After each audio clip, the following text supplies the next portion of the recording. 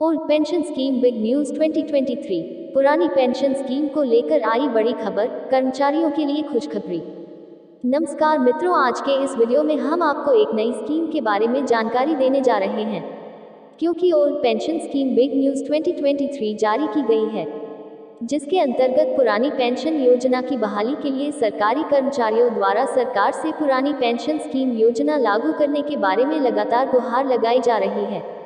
सरकारी कर्मचारियों ने ओल्ड पेंशन स्कीम लागू करने की मांग की है, जिसके संबंध में आज इस आर्टिकल में पूरी जानकारी आपको दी जाए। खबरों के अनुसार बताया जा रहा है कि सरकारी कर्मचारियों के द्वारा सरकार को ओल्ड पेंशन स्कीम 2023 लागू करने के लिए धरना प्रदर्शन किया जा रहा है। सरकारी कर्मचारियों के द्वारा की गई धरना प्रदर्शन के द्वारा यह अनुमान लगाया जा रहा है कि सरकार के द्वारा इसके बारे में क्या पक्ष रखा गया है।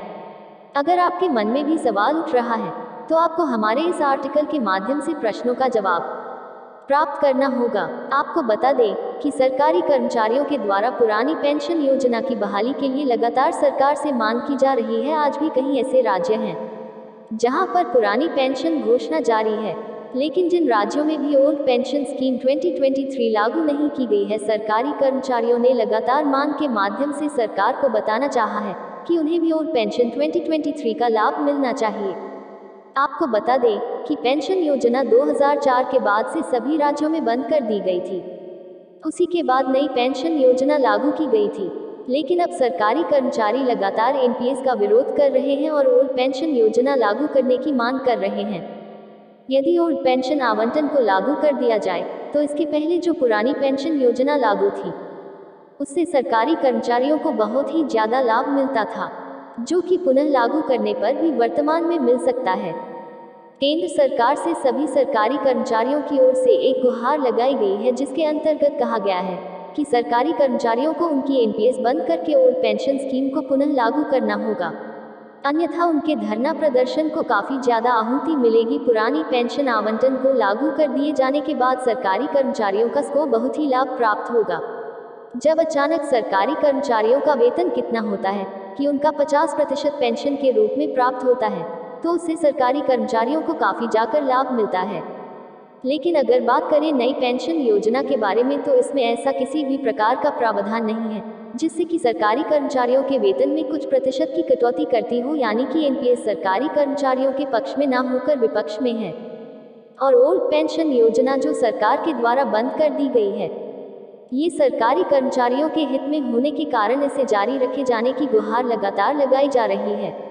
पुरानी पेंशन योजना के बारे में आपको बता दें कि सरकार का रुख अभी इस योजना को लेकर स्पष्ट नहीं हुआ है।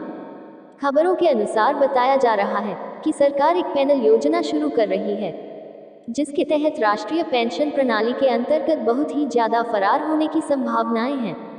वित्त मंत्रालय का कहना है कि केंद्र और राज्य सरकारों को मिलकर एक नई अप्पू की आवश्यकता पड़ती है।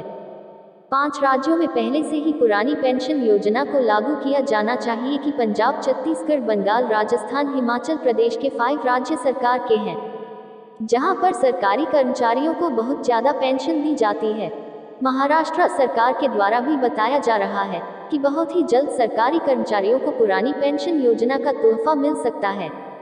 अब सरकार पुरानी पेंशन योजना के बारे में क्या अपडेट जारी करती है, इस मांग को स्वीकार किया जाता है या नहीं, इसकी अपडेट आपको समय समय पर आर्टिकल के माध्यम से दी जाएगी।